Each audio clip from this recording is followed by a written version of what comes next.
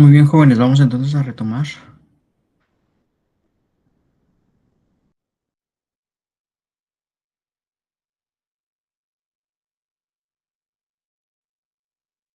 Es que por un momento pensé que ustedes no miraban mis anotaciones. Bueno, vamos a retomar entonces.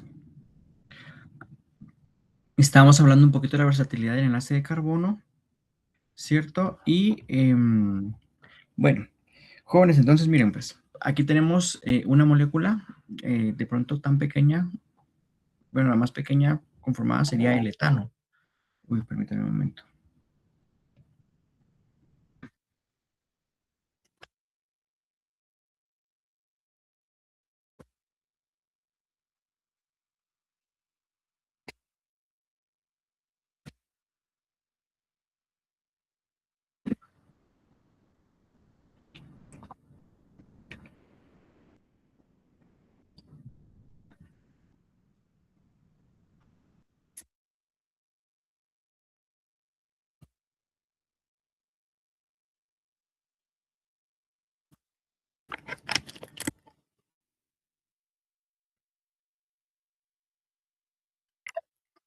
Listo.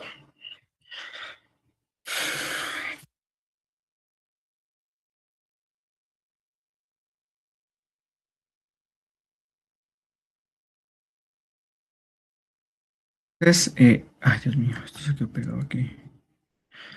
Bueno, les estaba yo diciendo, ¿verdad? Que el etano, pues es de pronto la molécula, pues, una de las más chiquitas conformadas por compuestos de carbono, ¿verdad? Sin embargo, a partir de sustituir, el etano entonces está conformado por dos moléculas de carbono, ¿cierto?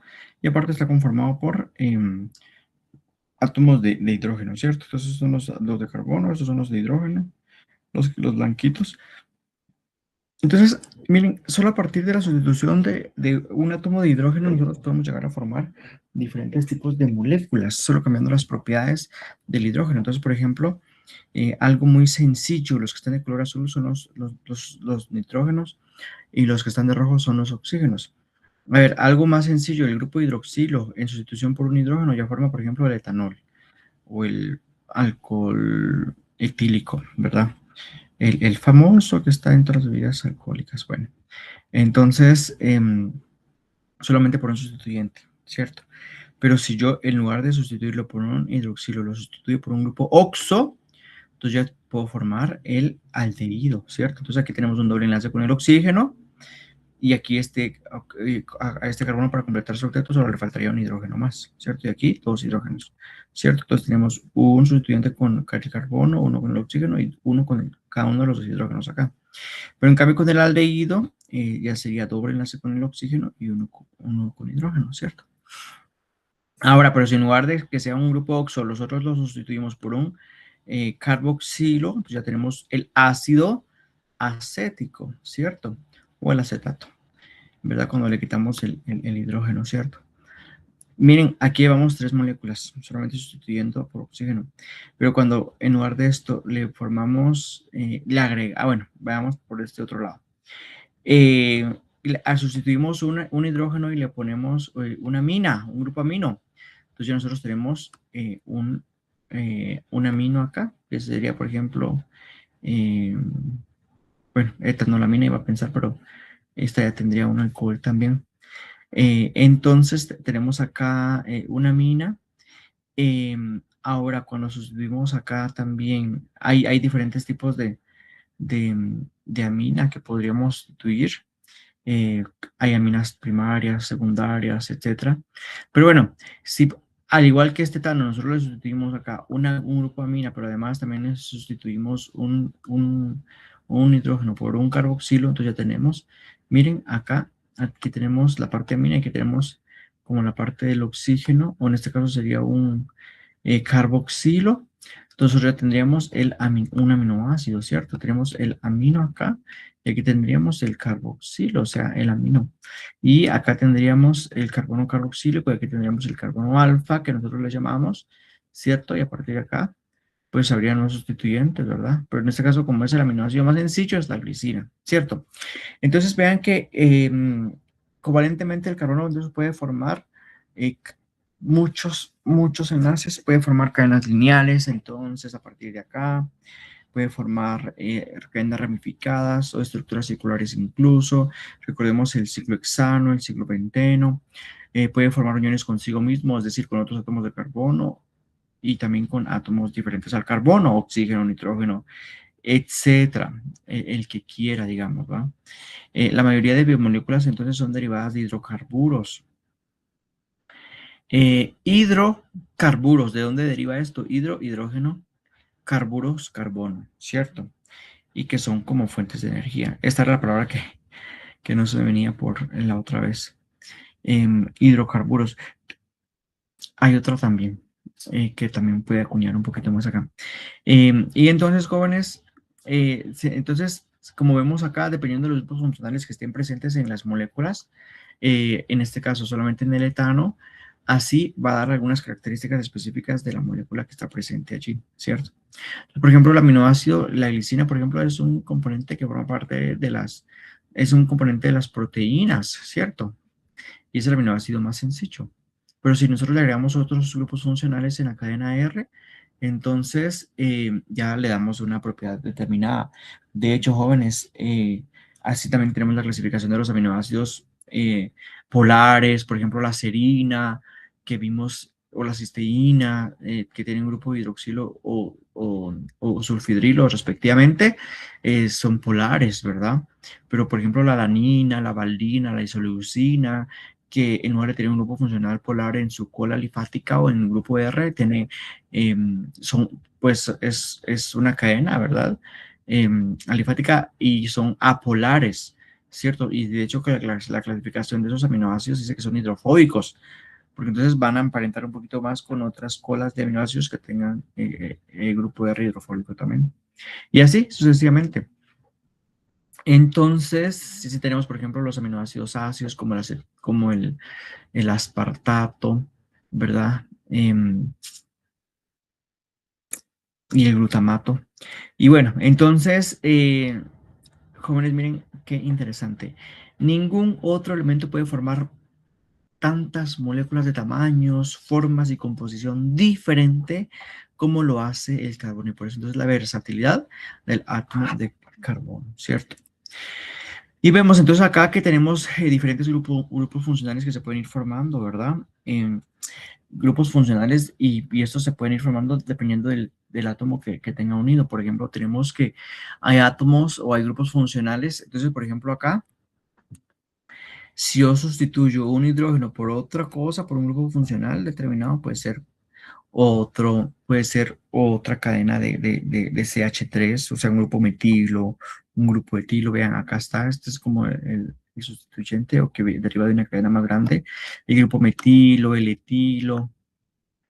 Había un chiste referente a metilo o no metilo. Bueno, y que no se etila. Bueno, no importa.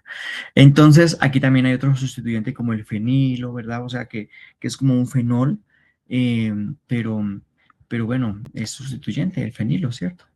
Y acá también, entonces estos son sustituyentes de grupos funcionales derivados del carbono, solo del carbono. Pero acá tenemos también muchos grupos funcionales derivados del oxígeno, como por ejemplo el carbonilo, y que hablamos, por ejemplo, del aldehído cuando este grupo carbonilo, este grupo ceto se encuentra al final de una cadena, ¿verdad? Tenemos el aldehído, pero si el carbonilo está entre dos átomos de carbono, ¿verdad? O dos sustituyentes, entonces ya sería una acetona.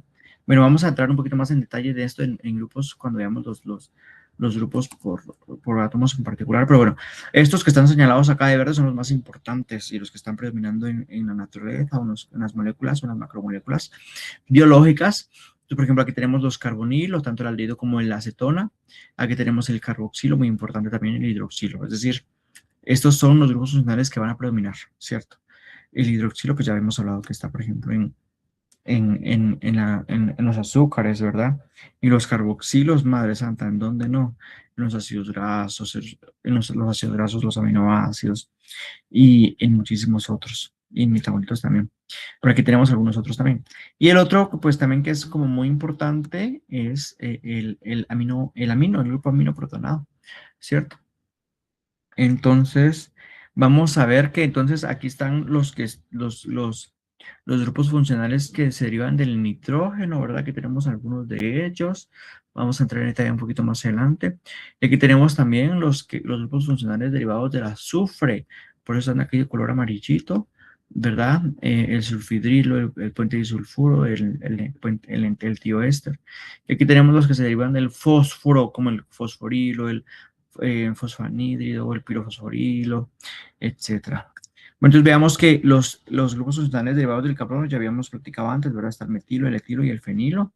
Aquí tenemos los grupos funcionales derivados del oxígeno, ¿verdad? El carbonilo, ya sea como aldehído como cetona, mucho ojo con esto, cetona. Tenemos el carboxilato, tenemos el alcohol, el hidroxol. Pero acá también hay otros grupos funcionales, ¿verdad? Como el enol, en de doble enlace en, ¿verdad? Y ol de alcohol. Entonces, en algún determinado momento, este doble enlace que está acá del en, está aquí en ol, y aquí tenemos el alcohol, ¿cierto? Pero en algún momento, pues este doble enlace pues, se puede transferir para acá, y bueno, es una transferencia de electrones acá, eh, pues importante o interesante en el enol. Acá tenemos el éter, jóvenes, muy importante que el éter entonces tiene dos sustituyentes, uno de un lado y otro del otro lado. Y acá tenemos el éster, que es diferente. En este caso, pues es el éster, es como un carboxilo, pero en lugar de que el alcohol termine acá con un hidrógeno, termina con otro R, entonces forma un enlace éster. Y aquí tenemos entonces el acetilo, cuando entonces el grupo que es sustituyente es acetato, es como si fuera ácido acético, o sea, dos carbonos y un grupo carboxilo acá que está unido a una cadena R, ¿verdad? Y acá los tres hidrógenos, pero en este caso sería el acetilo, ¿verdad? Como sustituyentes se les quita, por ejemplo, el ácido acético y se le coloca, por ejemplo, el acetilo, hilo, el sufijo hilo o il, ¿verdad? En todo caso, como el carbonil, ¿verdad? O el hidroxil, o el acetilo, o el acetilo. Bueno, y acá tenemos otro sustituyente que es el anhídrido, ¿verdad? Y no sé si ustedes han escuchado, por ejemplo, del anhídrido fosfato cuando tiene acá sustituyentes como el fosfato también, además del anhídrido solamente. Entonces, que son dos carboxilos, ¿verdad? Uno de este lado y el otro en esta otra posición, del otro lado. Podemos mencionar. Aquí están los grupos funcionales derivados del nitrógeno. Tenemos el amino. Vean, en este caso el nitrógeno está conformado o está sustituido por cuatro enlaces. Entonces aquí tenemos la cadena de radical o la principal. Y aquí tenemos, por ejemplo, un hidrógeno, dos, tres, y tiene una carga positiva, ¿cierto? Aquí también tenemos los grupos amido, ¿verdad? Que es como que si fuera, por ejemplo, el alcohol o el carboxilo. Solamente que en lugar de tener acá un oxígeno, pues tiene un nitrógeno, ¿cierto, jóvenes? Y acá también tenemos, por ejemplo, la imina, ¿verdad? Dos sustituyentes y tiene el nitrógeno con un doble enlace arriba y un hidrógeno. Acá tenemos una base de Schiff, que es una N sustituida, o sea que en lugar de tener acá un hidrógeno, pues tiene otro radical, o sea, un tercero, ¿verdad? Acá tenemos otros dos, guanidinium y el imidazole, ¿verdad? Que están conformando pues un ciclo por ahí es de menor importancia. Bueno, aquí tenemos las aminas primarias, secundarias y terciarias que les había mencionado en algún momento. Las primarias es cuando tienen únicamente un sustituyente, ¿verdad? O un radical. Y acá la amina secundaria cuando tiene uno acá y otro acá, ¿verdad? Son dos. Y tenemos la amina terciaria que tiene tres sustituyentes radicales, ¿cierto? Uno, dos y tres. Bueno.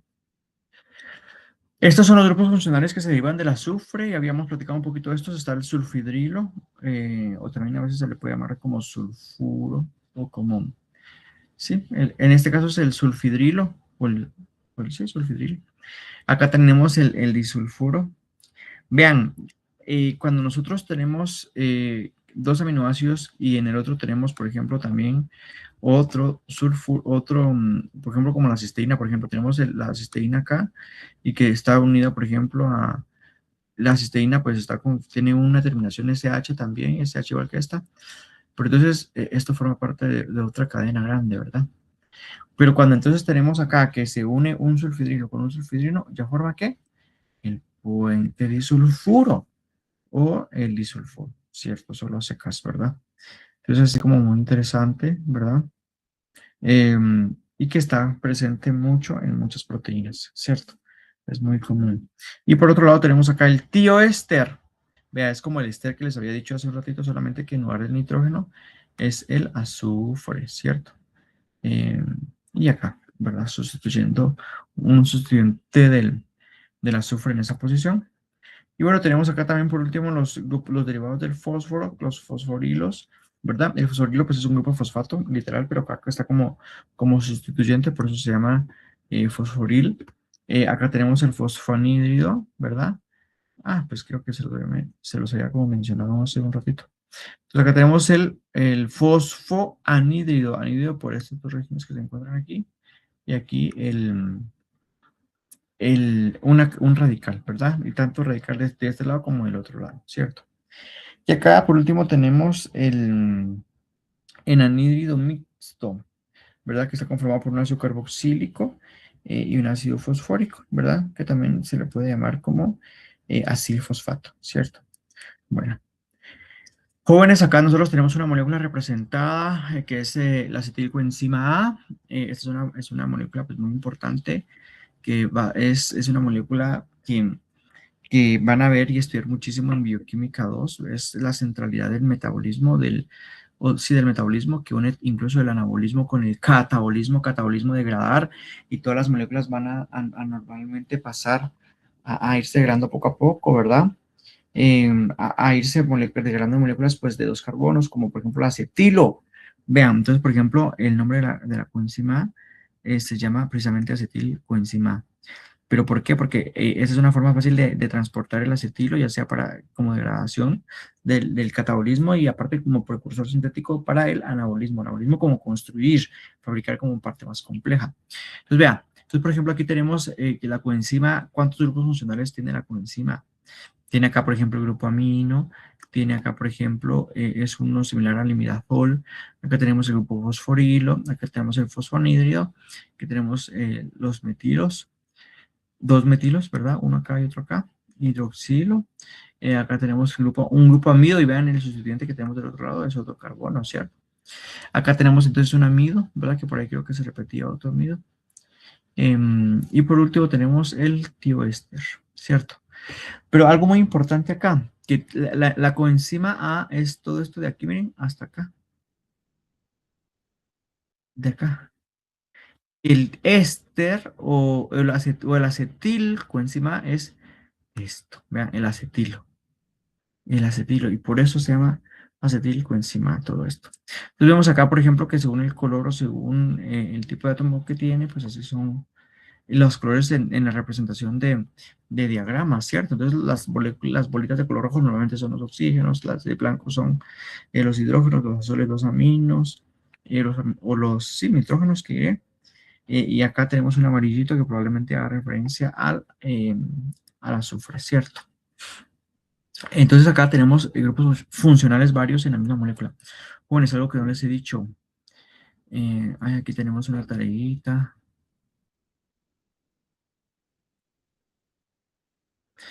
Jóvenes, sumado a la tareita, por favor, dibujemos, por favor, estas moléculas. Las unidades monoméricas presentes sí, las unidades monoméricas. Entonces, por ejemplo, dibujemos, por ejemplo, todos los aminoácidos. Aquí tenemos 6 en esta imagen, pero dibujemos los 20. Aquí tenemos las bases nitrogenadas, dibujémoslas, aquí están como individuales, pero dibujémosla como debe de ser, ¿verdad? El nucleótido como tal, integrado, por ejemplo, la base nitrogenada, el fosfato y la ribosa. Dibujemos también esas unidades de los lípidos, ¿verdad? Y también dibujemos las unidades em, de los, eh, de los azúcares, ¿verdad? Entonces, ¿por qué les digo? Y no solamente uno, sino que hagan otros 3 unidades monoméricas de los azúcares para que lo dibujen, le coloquen el nombre para que ustedes los puedan diferenciar. De preferencia, si pueden ir marcando algunos grupos funcionales, como por ejemplo aquí tenemos probablemente un grupo amino, ¿verdad? Aquí tenemos, por ejemplo, un compuesto aromático y así sucesivamente.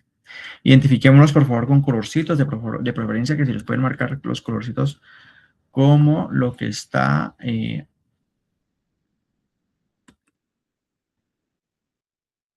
sentados, pues sería ideal, ¿verdad? Pues para que tengamos como una magnitud de los componentes de cada uno de los componentes biológicos, ¿cierto?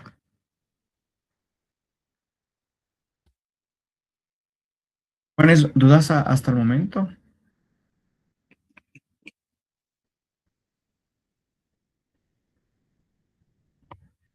Todo claro. Jóvenes, mañana tenemos un examen corto, ¿cierto?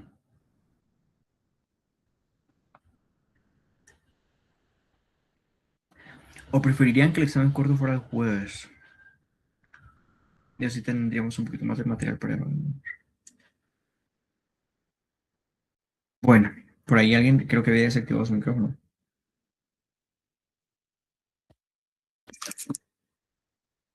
Bueno, em, jóvenes, entonces, aparte de dibujar los aminoácidos que ya hemos platicado antes, o los grupos, sí, las unidades monoméricas, vamos a dibujar la acetilcoenzima A, por favor. Y busquemos, por favor, otras dos macromoléculas u otras dos enzimas o coenzimas. Bueno, que tal vez no sean de tan grandes, pero que sean de un tamaño moderado en este caso, pues. Bueno, dibujemos la acetilcoenzima A. Y creo que pudiéramos más o menos como ver o dibujar un poquito otras, como el lipoato. Dibujemos el lipoato y veamos qué grupos funcionales tiene. Dibujemos también, em, a ver, otra molécula.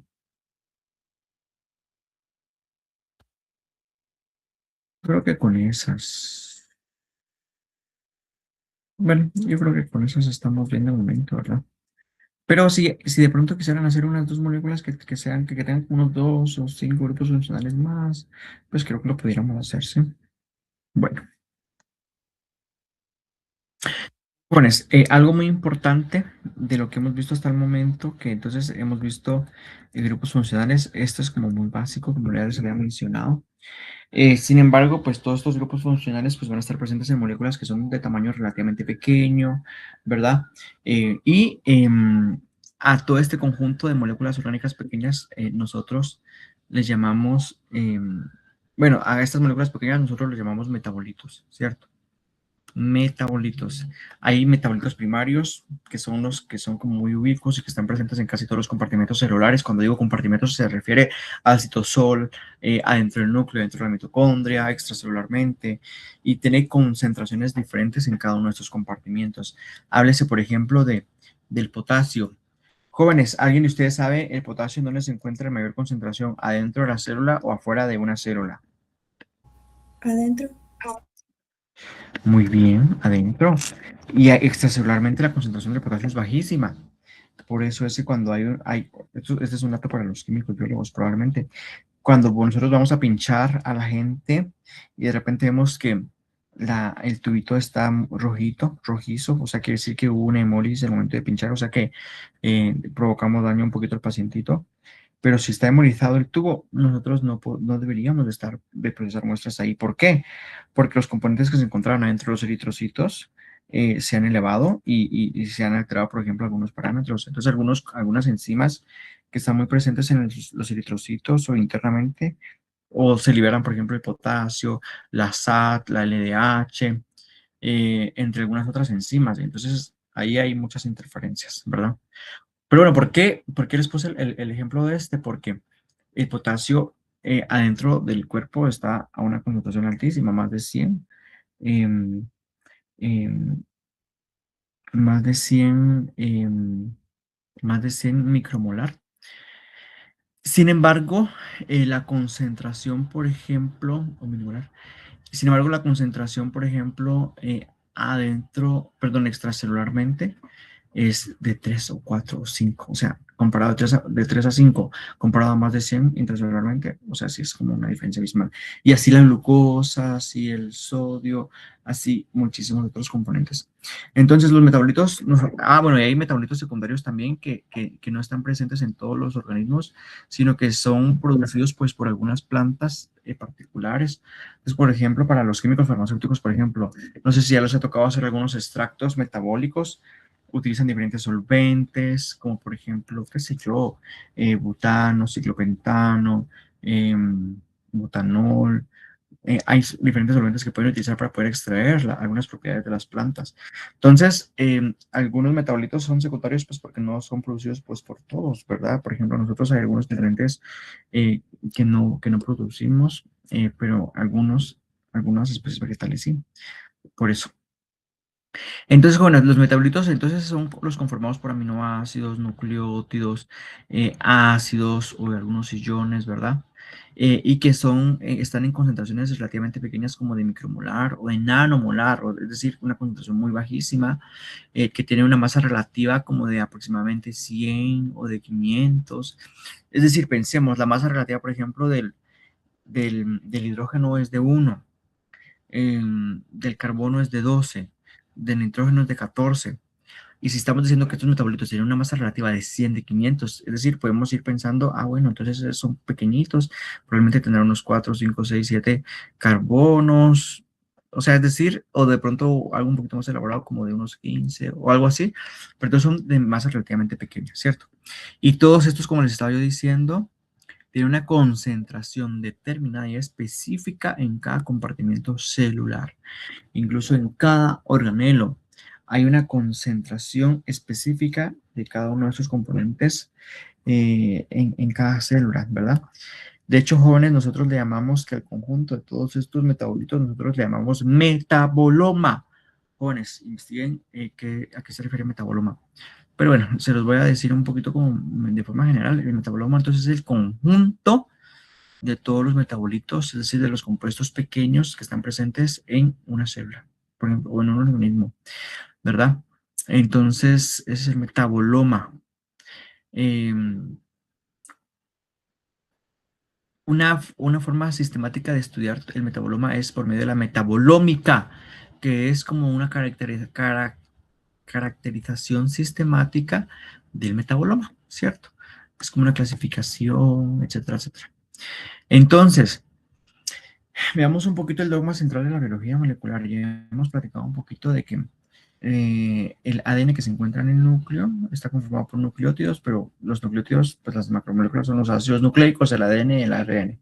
Entonces, a partir de la secuencia de ADN, nosotros podemos formar y sintetizar el ARN o el ácido ribonucleico, ¿cierto? A partir del ARN, nosotros formamos las proteínas. Jóvenes, aparte de que nosotros sabemos de que se conoce el metaboloma, así sabemos que el conjunto, el material de ADN, nosotros le llamamos genoma, es decir, incluye a todos los genes, ¿cierto? De una célula, por ejemplo. Y así tenemos que, por ejemplo, todo lo que se ha copiado a ARN mensajero o ARN, a nosotros lo podemos llamar como un transcriptoma. Si se dan cuenta, el sufijo en común, oma, OMA. Vean, a partir del ARN mensajero, ya les dije que cuando pasa este ARN mensajero por medio de los ribosomas, lo que se está sintetizando acá ya es una cadena peptídica, o sea, es decir, conformada por aminoácidos, y eso es lo que va a ir formando posteriormente cuando adquiere una estructura nativa a la proteína, ya forma una proteína, ¿verdad? Y al estudio o la caracterización sistemática de las proteínas normalmente se les llama proteoma. Entonces, cuando hablamos de proteoma o proteómica, yo he escuchado que en algún momento hubo una charla que se llamaba la proteómica del cáncer.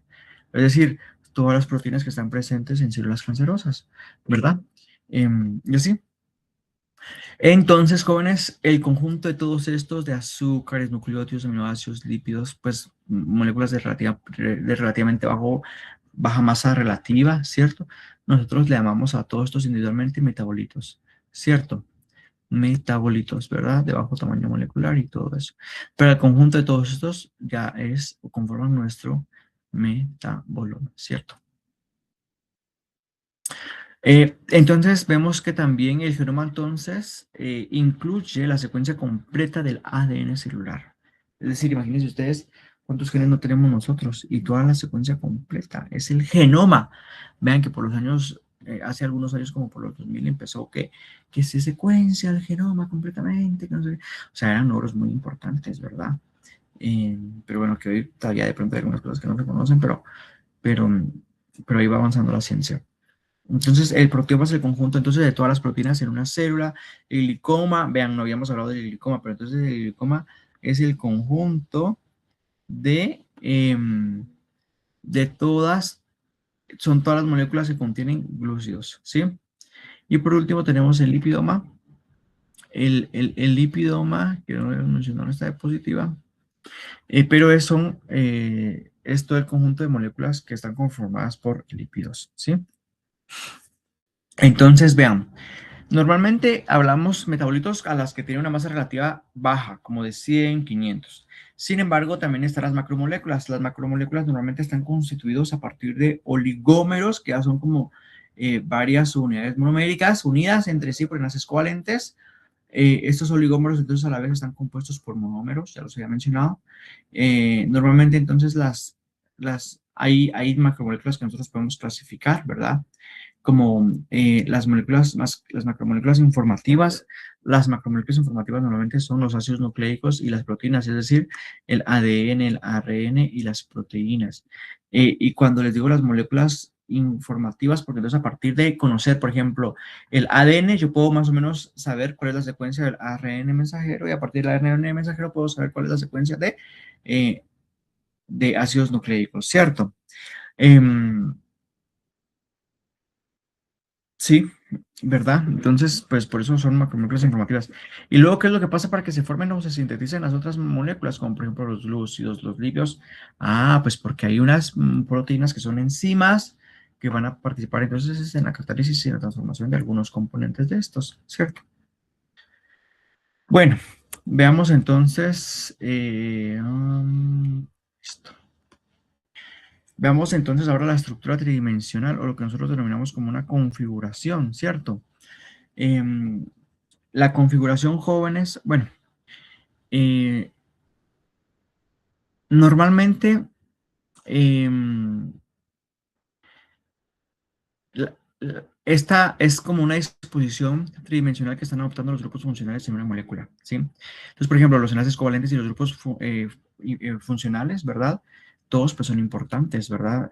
No solamente es importante, por ejemplo, saber que hay una molécula C6H12 o 6 que diré, que en todo caso pues puede ser una glucosa, pero bueno, pero una glucosa pues puede ser que sí, C6H12 o 6, pero con esta misma fórmula hay otras moléculas que también se pueden formar, como la galactosa, eh, pero ¿cuál es la disposición que están adquiriendo, cierto? Entonces, normalmente hablamos de configuración y la configuración entonces es, bueno, así como la distribución de los átomos de una biomolécula en un espacio, como es la distribución de los átomos de una biomolécula en un espacio tridimensional. Incluso hay formas como diferentes en las que puede estar como distribuido, ¿verdad? Y eso nos habla un poquito de la estereoquímica de una determinada molécula, ¿sí? Entonces, por ejemplo, acá hay moléculas que se encuentran para adelante, como esta puede ser para adelante y estas son como para atrás, ¿cierto? Pero así pueden adquirir otras formas, ¿cierto? Puede ser que sea como para adelante y no para atrás, ¿verdad? Entonces, normalmente se dice que la configuración, si hay dos formas posibles para una determinada molécula, pues hablamos acá del término de estereoisómeros. Los estereoisómeros entonces son moléculas con mismos enlaces químicos y misma fórmula química, pero diferente configuración. Y también hace referencia a la distribución espacial que tienen los átomos constituyentes de estas moléculas, ¿verdad? Entonces dice, las interacciones entre moléculas son estereoespecíficas. Bien, jóvenes, entonces, así como les estaba diciendo la glucosa con la galactosa, así podemos hablar de la D-glucosa y la L-glucosa, cuando solamente es un carbono, la configuración de un carbono, lo que varía entre una molécula y otra molécula. Pero las moléculas jóvenes en la naturaleza dice que tienen estereoespecificidad. ¿Qué significa eso? Que nosotros únicamente vamos a tener D-glucosa, D-xilosa, D-galactosa. No vamos a tener la L-glucosa, la L-galactosa, la L-xilosa, no solamente la D. ¿Qué significa esto? Que si yo en algún momento tengo la L-glucosa en mi cuerpo, probablemente no vaya a ser reconocida ni catalizada ni utilizada por mis enzimas. Entonces, por eso se dice que son estereoespecíficas, porque entonces van a reaccionar y van a reconocer a la molécula de glucosa con una determinada forma, con hidroxilos en una disposición determinada, y de esta forma pues lo va a catalizar, ¿cierto? A eso se habla de la estereoespecificidad. Entonces no pueden ser interconvertidos normalmente la de glucosa entre L-glucosa sin romper uno más enlaces covalentes, es decir, hay que romper, ¿cierto? Pero en la naturaleza solo formamos de ese tipo de monosacáridos, ¿cierto? Nuestros monosacáridos entonces son así, de, ¿verdad? Y que se basan específicamente en un solo carbono. Y pasa normalmente cuando hay carbonos quirales, ¿cierto? Entonces, acá tenemos una representación de biomoléculas en tres formas, como en perspectiva, modelo de bolas y varillas y el modelo espacial o de relleno. Entonces, acá podemos ver un poquito que esto, ya les había dicho yo que está como para atrás, esto está para adelante, esto está como para atrás, esto pues es, como son sustituyentes nada más, pues no es que tengan que estar en una disposición específica porque son los tres hidrógenos, ¿cierto? Y pueden interconvertirse y pues no pasa nada. Pero bueno, cuando tenemos sustituyentes, aquí pues sí es importante. Cuando tenemos cuatro diferentes sustituyentes o cuando hablamos de un carbono quiral, pues esto sí es importante, ¿verdad? Entonces aquí sería una representación de perspectiva, una representación de bolas y varillas, y aquí de modelo espacial, ¿verdad? ¿Cuál es lo que está ocupando según los rayos electrónicos y todo eso? Bueno. Entonces, hablando de configuración, hay algunas moléculas que pueden tener o que pueden ser como isómeros geométricos y que pueden ser cis-o-trans, dependiendo, por ejemplo, si hablamos de configuración por isómeros geométricos, porque hay otra configuración como centros quirales que les mencionaba hace un ratito, ¿cierto? Entonces, por ejemplo, los isómeros geométricos son más que todos, pues, por la forma que van adoptando, pero entonces dice que en presencia de dobles enlaces, ya les había mencionado yo que hay poca o nula libertad de rotación, ¿cierto? A ver, jóvenes, ¿el doble enlace es más grande, es más largo o más corto que un enlace simple y sencillo? Esto ya se lo platicamos. Más corto. Corto. Más cortos, listo. Entonces, y no solamente son más cortos, sino que están como anclados y están como fijos, ¿verdad? Entonces, hay nula libertad rotacional. Entonces, dependiendo de los sustituyentes que tengamos nosotros en una molécula, hay sustituyentes que son más importantes que otros, ¿verdad? Entonces, por ejemplo, acá tenemos una molécula, tenemos el ácido málico, ¿verdad? Entonces acá tenemos un doble enlace, pero acá tenemos una molécula importante, ¿verdad? Probablemente sea un carboxilo, sí, sin el probablemente, sino que es un carboxilo. Entonces, digamos que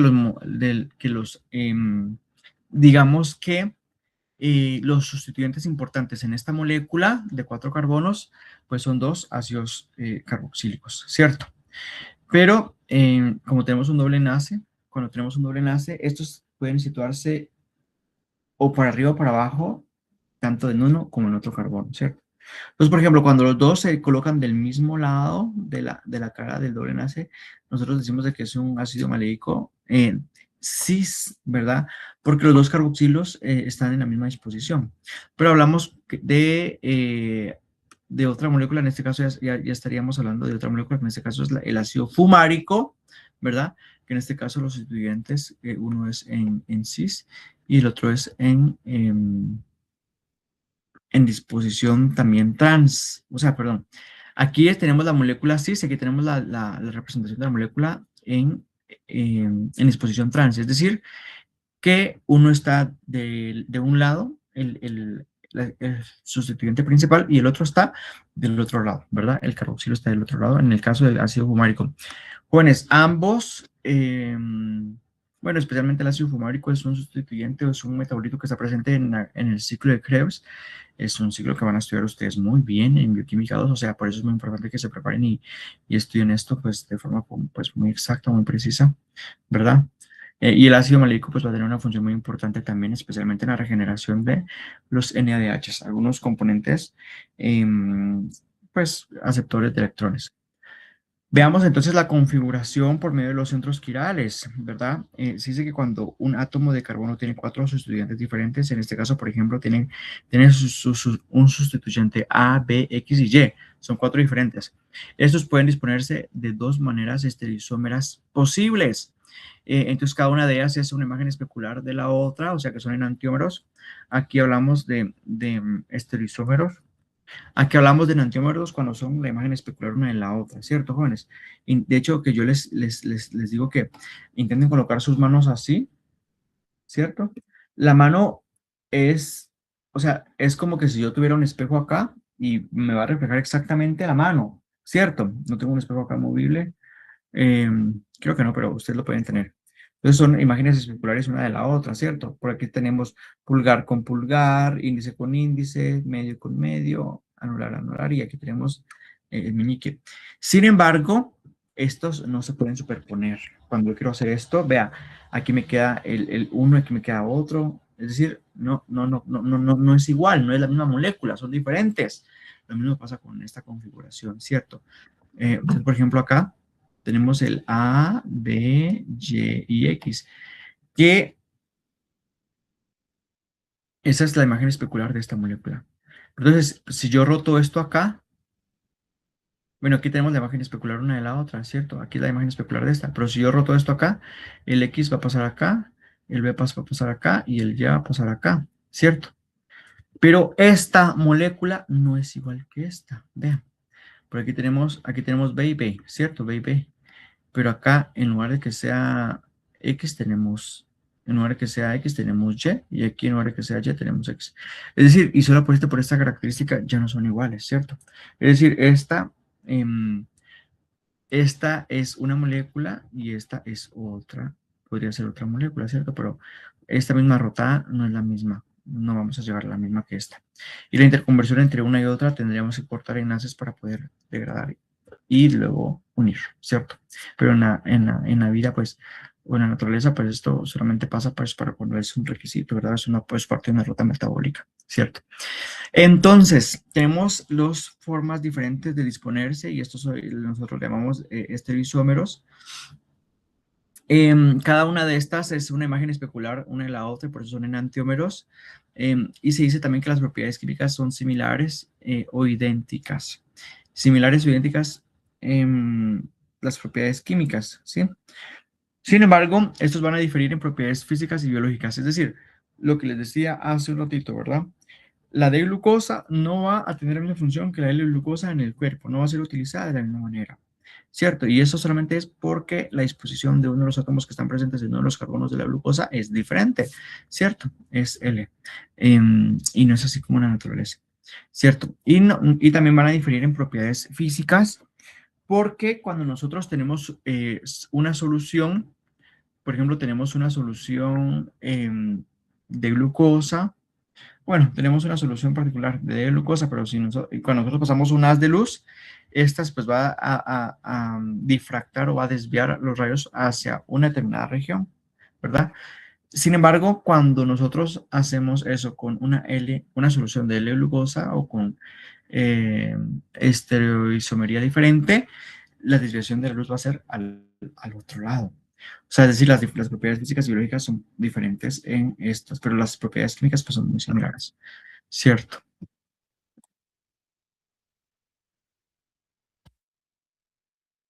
Después de rotar la molécula, dice, no es posible superponerla sobre la imagen especular, lo que les decía hace un ratito, y el ejemplo de la mano que colocamos, ¿sí? Bueno, entonces, tenemos acá también una molécula aquiral. La molécula aquiral no son cuatro sustituyentes diferentes, sino que solamente son tres de cuatro, digamos. O sea que estamos repitiendo uno. Entonces acá, cuando son tres sustituyentes, hay uno que se puede repetir y nosotros le podemos dar la vuelta y sí, va a ser imagen especular una en la otra, ¿verdad? O sea que bien. Por ejemplo, acá tenemos A. Ay, no se me perdió esto. Aquí está. Aquí tenemos A. Aquí tenemos B, B. Y aquí tenemos X. Y acá tenemos igual X, ¿cierto? Entonces, pero entonces esta, al momento que nosotros le dimos vuelta, pues ya se parece a esta, miren. X, X, X, X, P, P. Y así sucesivamente. Bueno. Después de hacer rotar la molécula, esta se superpone a su magnesis popular, o sea que no hay una quiralidad acá. No son cuatro sustituyentes diferentes, y bueno, es una molécula quiral, que puede ser quiral después de que sustituimos uno de esos, el que se repita por otro, pero hasta el momento, pues digamos, no lo es. Bueno, entonces, dependiendo de la posición de los de los sustituyentes, nosotros podemos denominarlos como enantiómeros y diasterómeros, ¿cierto? Entonces, por ejemplo, los enantiómeros normalmente tienen una imagen especular una de la otra. Por ejemplo, aquí tenemos que acá los sustituyentes X y Y, que están acá en esta posición izquierda, que están en la posición derecha, ¿verdad? Y cuando son imágenes especulares una de la otra, son enantiómeros. Sin embargo, cuando tenemos, por ejemplo, bueno, aquí también tenemos otros enantiómeros. ¿Por qué? Porque tenemos el X de un lado y el Y de este otro lado, y en cambio acá tenemos el Y de este lado y el X de este otro lado. Entonces, por ejemplo, en este caso también son enantiómeros, porque son imágenes especulares una de la otra, pero cuando tenemos uno de estos cruzado con uno de estos, ya se descuadra todo, ¿cierto? O más que se descuadra, pues bueno, ya hay que ponerle un poquito más de foco a esto. ¿Por qué? Porque pues, entonces, por ejemplo, acá el sustituyente, por ejemplo, con... A ver, cuando solo estamos sustituyendo acá uno de estos grupos funcionales, como por ejemplo, sustituimos el Y para acá, entonces, por ejemplo, esta molécula y esta ya no son enantiómeros porque no son imágenes especulares una de la otra. A veces las podemos poner acá, pero no son como especulares, ¿cierto? Pero estos entonces son los que nosotros denominamos como diasterómeros, ¿cierto? Y así también cuando combinamos este con este, cuando combinamos estos también, y también este con este, ¿cierto? Entonces, bueno. Los enantiómeros entonces son estereoisómeros que tienen imagen especular uno del otro y los estereómeros no, pues algo más van a tener de diferente, ¿verdad? Em, por ejemplo, jóvenes, en el caso del butano, que es trisustituido, que normalmente nosotros se dice que tiene em, tiene dos carbonos asimétricos, o sea que tiene dos carbonos quirales, ¿verdad? Nosotros tendríamos la capacidad no solamente de formar dos estereoisómeros posibles, sino que tenemos cuatro estereoisómeros posibles, ¿cierto? Que son los que nosotros estamos acá. El butano 2,3 bi sustituido, ¿cierto? Entonces, pues qué interesante, ¿verdad? Qué interesante, pero bueno. Entonces, jóvenes, de que casi todos los compuestos con un centro quiral se representan en la naturaleza en una sola de sus formas estereoisoméricas, que les decía yo hace un ratito. Para el caso, por ejemplo, de los aminoácidos, se dice que todos los aminoácidos están presentes en las proteínas como isómeros L, ¿sí? Y la glucosa, por ejemplo, solo está en disposición en forma D, en la forma de D sí, pues de derecho, ¿cierto? De dextro. Bueno, entonces, por ejemplo, acá tenemos el gliceraldehído, ¿verdad? Tenemos el L-gliceraldehído y tenemos el D-gliceraldehído. Pero de estos dos, el que predomina es este, ¿verdad? De hecho, jóvenes, el gliceraldehído podríamos decir que es la subunidad incluso más chiquitita de los que pueden formar parte de los glúcidos o de los monosacáridos. ¿Por qué? Porque miren el gliceraldehído, porque aquí tenemos un aldehído y aquí tenemos un alcohol, ¿cierto? Y acá tenemos pues un C, pues tenemos otro alcohol, ¿cierto? Entonces, ¿por qué les cuento esto? Pues porque este carbono es el carbono quiral. Pero si, por ejemplo, el gliceraldehído es de tres carbonos, pero si tenemos, por ejemplo, una molécula de cuatro carbonos, ya va a tener dos centros quirales. Pero entonces el D o el H depende especialmente del último carbono que se encuentra contrario al carbono principal, ¿verdad? Y a ese es el que le vamos a clasificar como D o L. Lo vamos a ver más adelante, ¿sí? Em, ¿Y de por qué? Porque entonces, según los grupos funcionales importantes o más importantes, sustituyentes del carbono, en este caso, por ejemplo, el más importante es este, pero entonces después el más importante es el hidrógeno, y de este el más importante es este CHO2, ¿verdad? Y de último pues está el hidrógeno. Entonces acá son D porque entonces están girando los átomos importantes en dirección, en dirección a cómo giran las agujas del reloj, ¿cierto? Y se dice que es un sentido, em, es como es girando a la derecha, ¿cierto? Por eso es dextro, o el de gliceraldehido. ¿Qué es lo que pasa entonces con la glucosa? Ah, bueno, entonces la glucosa y los monosacáridos pues tienen disposición D, ¿verdad? Ahora, los isómeros, los aminoácidos, como les había mencionado antes, están en la disposición L. Por ejemplo, la L-alanina, la D-alanina. Este es el que va a predominar en la naturaleza. Entonces aquí tenemos el carboxilo, la alanina, em, y tenemos acá el sustituyente metilo y el hidrógeno. Pero entonces, jóvenes, ¿cuál es el más importante de todos estos? El carboxilo, ¿cierto? Y el segundo más importante, es decir, entre el hidrógeno y el amino, el amino. Y después, pues bueno, ya se va para esta dirección. Entonces como van contra las agujas del reloj, ¿verdad? La dirección. Entonces levo, o sea, L a la niña, ¿cierto?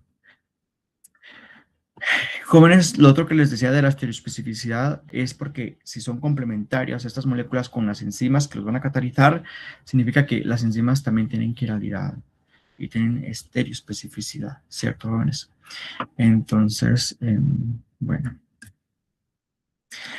Normalmente cuando nosotros en laboratorio quisiéramos hacer síntesis química de alguna molécula en particular y que pues tiene algún centro quiral, se dice que la síntesis química en el laboratorio produce todas las formas disponibles, es decir, hay una mezcla como racémica entre la configuración D y L, ¿cierto?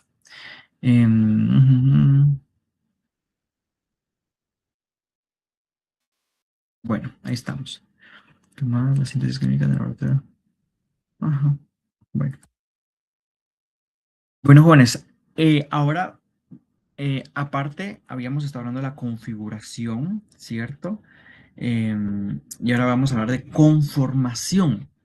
La conformación hace referencia a la disposición espacial de grupos sustituyentes según la libertad rotacional, ¿verdad? Solamente estamos como cambiando, ¿verdad? Sin que haya rompimientos entre los enlaces. En cambio, los anteriores sí tenía que haber rompimiento.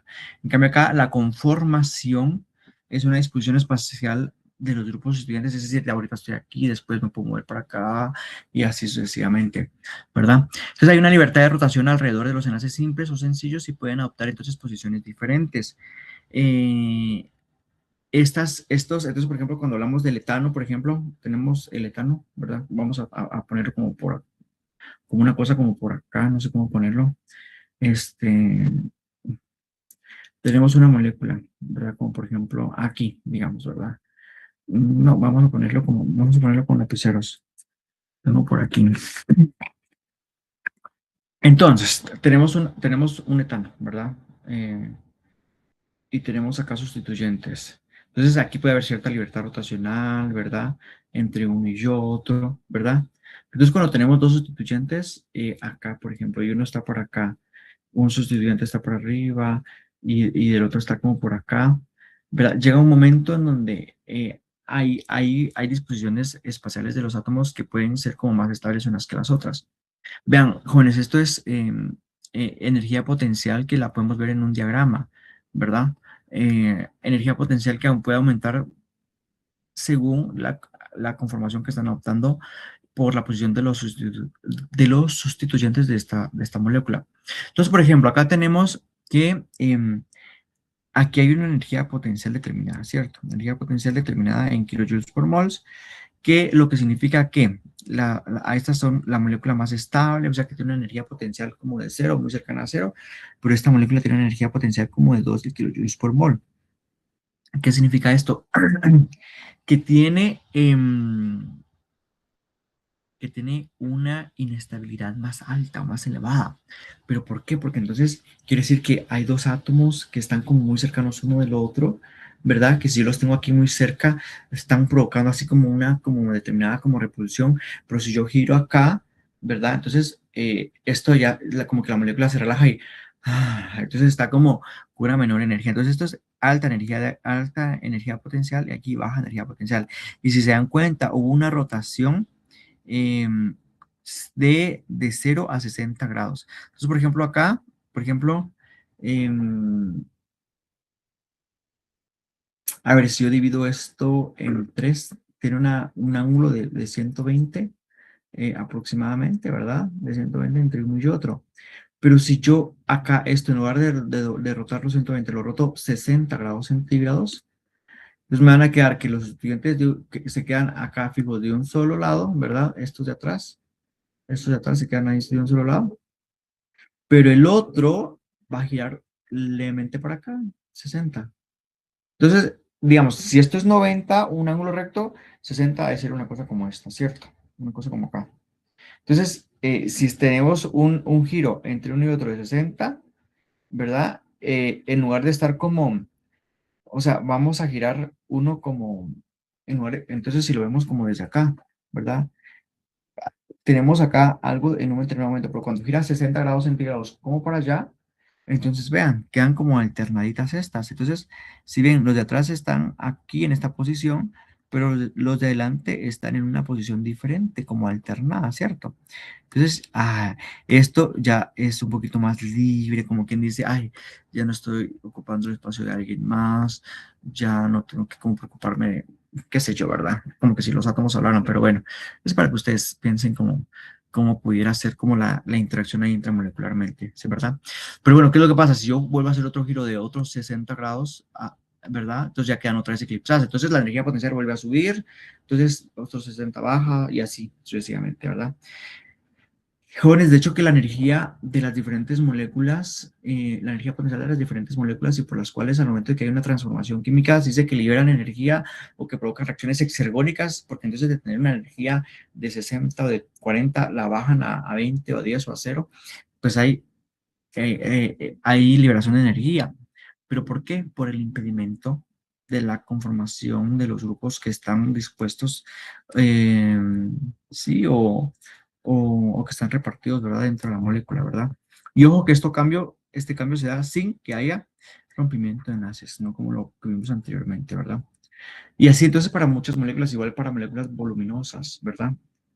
Imagínense, el ATP es una molécula o es una moneda de intercambio energético, entonces es muy inestable, ¿verdad? Y por eso la liberación del grupo fosfato me va a provocar una gran cantidad de energía, ¿cierto?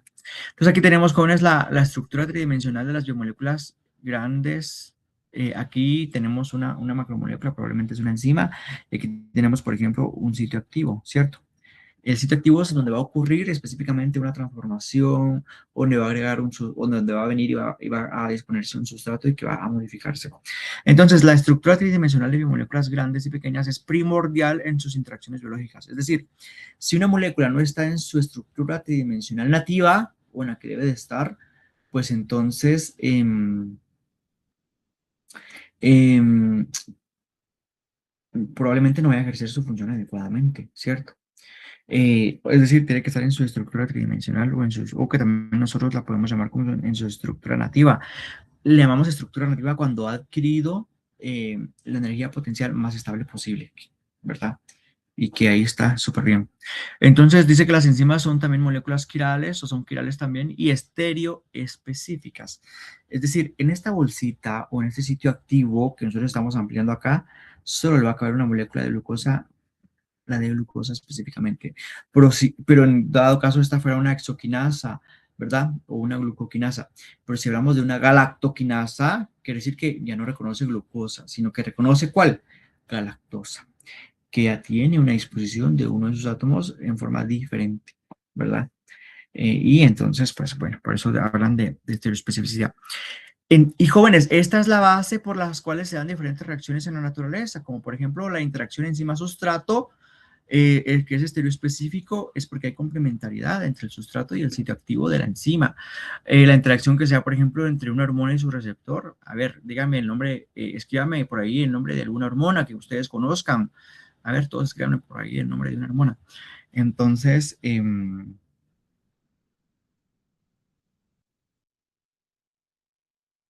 pero por ejemplo, hablemos de la T3, de la T4, del cortisol, em, el glucagón, la insulina.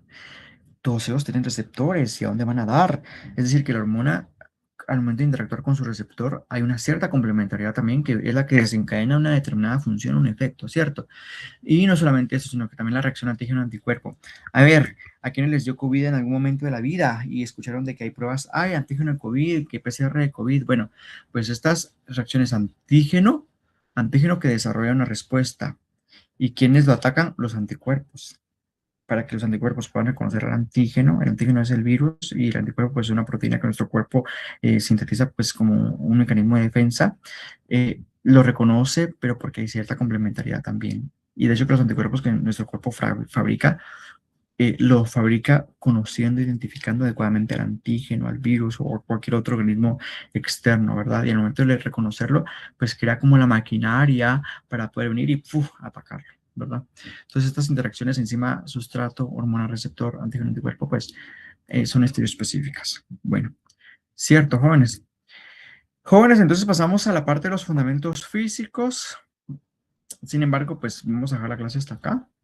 Y les quiero preguntar si hasta el momento tienen alguna duda de lo que hemos visto hoy. Avanzamos como medio bastantito, pero de pronto podemos avanzar más. ¿Alguna duda?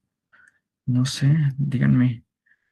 Yo hablo y hablo y hablo y ustedes escuchan. Espero que estén prestando atención. ¿Alguna duda, jóvenes? Carla Elizabeth dice que todo bien. ¿Saben qué, jóvenes? Saben que antes de que se vayan a retirar, que, he estado pensando en la forma de cómo voy a pasar la asistencia. Creo que se puede activar en el Moodle. Pero bueno, vamos a hacer una forma tradicional de pasar la asistencia. ¿Y cómo lo vamos a hacer? Por medio de chequearlos y llamarlos a cada uno por nombre y vamos a ver si están allí y marcarle su chequecito de que está presente. Y bueno, si lo vamos a hacer.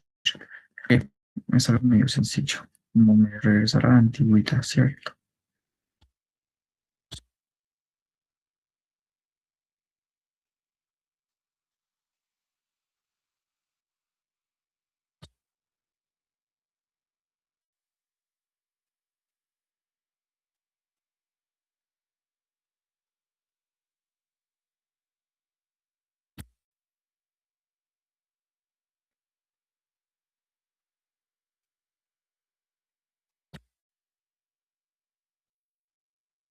Bueno, jóvenes, entonces, bueno, voy a dejar de presentar esto que estoy acá. Ah, bueno, Fátima, ¿usted tiene alguna duda? Sí, solo con la diferencia entre la configuración y la conformación. Aparte de que en la configuración, si no me equivoco, es donde sí se deben de romper los enlaces y en la conformación no. ¿Qué otra diferencia habría entre ambas? Que, por ejemplo, en la conformación, usted tiene dos moléculas diferentes. Perdón, en la conformación no, solamente es la disposición de la molécula y que le va a provocar inestabilidad dependiendo de una posición que tenga respecto a la otra, en el caso de la conformación. En el caso de la configuración, son moléculas diferentes que tienen propiedades, como les digo, propiedades químicas similares, pero propiedades físicas y propiedades biológicas diferentes una con otra, ¿cierto? En cambio acá son más como de inestabilidad, ¿verdad? Y no hay rompimiento de enlaces. En cambio acá, pues tendría que haber rompimiento de enlaces y pues que tienen propiedades diferentes uno y otro al momento que estamos comparando, ¿cierto? Esas son como las diferencias pues, más importantes. Acá solamente estamos como viendo cuál es la forma que están adoptando. Vea, por ejemplo, yo no sé si ustedes se recuerdan de que, por ejemplo, la glucosa pues, puede tener dos formas. Hay una conformación de Fischer y otra conformación de, ay, no sé si la de Fischer es la de silla de caballo, y hay otra conformación diferente. Pero ¿qué pasa? Es la misma molécula, solamente que una está así y la otra está como medio así y es la misma molécula de glucosa, ¿cierto? En cambio, eh, si comparamos glucosa con galactosa, bueno, el hidroxilo que en el carbono 2 que debería estar para arriba, está para abajo, ¿cierto? O sea que es una molécula diferente, ¿verdad? Pues eso. Gracias. Así como hay diferencia entre la glucosa y la galactosa en un solo carbono, así hay diferencia entre la D-glucosa y la L-glucosa, en un solo carbono también, solo que en un carbono diferente, ¿verdad? Y así con otras moléculas. Ujú. Muy bien. ¿Alguna otra pregunta, jóvenes? Bueno, no hay más preguntas, vamos a pasar a la asistencia.